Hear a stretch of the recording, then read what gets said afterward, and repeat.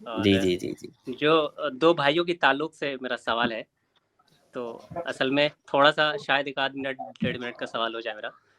آ، اصل میں کسی رنجش کو لے کے دو بھائیوں میں نا اتفاقی ہو گئی، اور جی ایک بھائی کے ذریعے بہت کوششیں ہوئیں کہ تعلق قائم رہے، بہت تک کوشش کی، گھر بھی آنے جانے کی کوشش کی، لیکن وہاں بھی اجازت نہیں ملی آنے جانے کی۔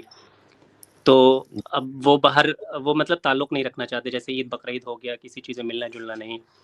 ہاں، تو مطلب میرا یہ سوال تھا کہ اب جیسے پہلے وہ ملتے تھے باہر تو سلام دعا ہو جاتی تھی، تو لیکن اب جو ہے کہ اب کبھی کبھار سلام نہیں کر پاتا ہوں، مطلب نہ چاہتے ہوئے پتہ نہیں کیوں سلام نہیں نکل پاتا ہے۔ تو کیا مطلب یہ گناہ کا باعث میں بھی ہو جاؤں گا کہ مطلب قطع تعلق میں بھی شمار سمجھ ہوں؟ گیا، سوال واضح ہے۔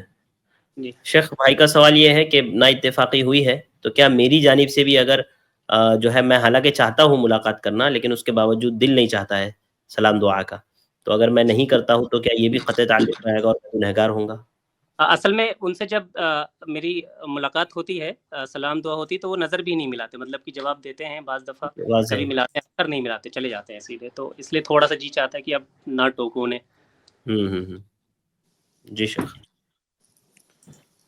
بسم اللہ الرحمن الرحیم، الحمد للہ رب العالمین، والصلاۃ والسلام علی نبینا محمد وعلی آلہ وصحبہ اجمعین، اما بعد۔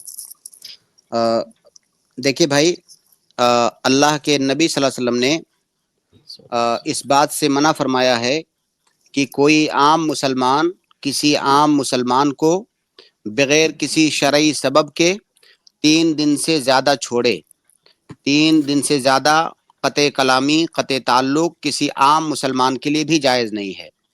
اور یہاں پر قطع تعلق سے مراد یہ نہیں ہے کہ 3 دن سے پہلے آپ کو اس سے مل لینا ہے، بلکہ اس کا مطلب یہ ہے کہ آپ ارادی طور سے جان بوجھ کر کے کسی مسلمان سے 3 دن سے زیادہ اگر بات کرنا بند کرتے ہیں تو یہ چیز حرام ہے۔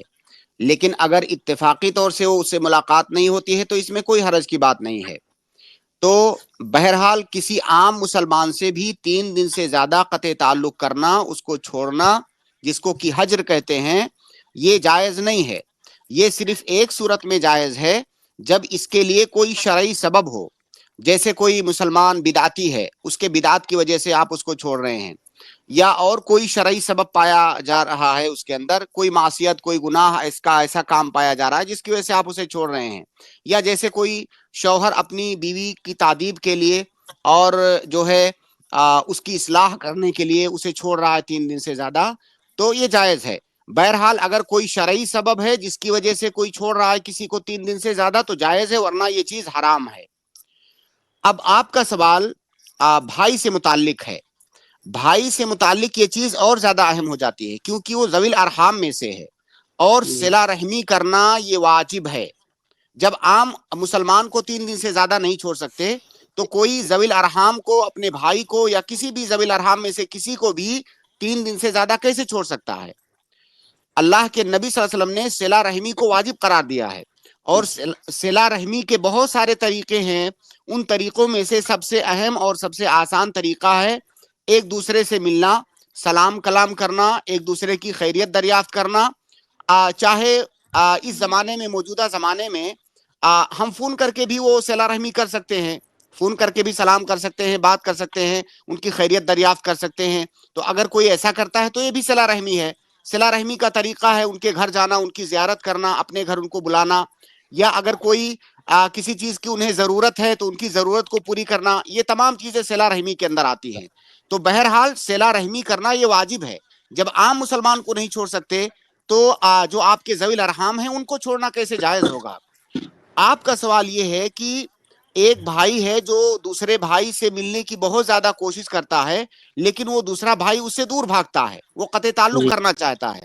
جی اس سلسلے میں اللہ کے نبی صلی اللہ علیہ وسلم کی ایک بڑی اچھی حدیث ہے، وہ صحیح حدیث ہے۔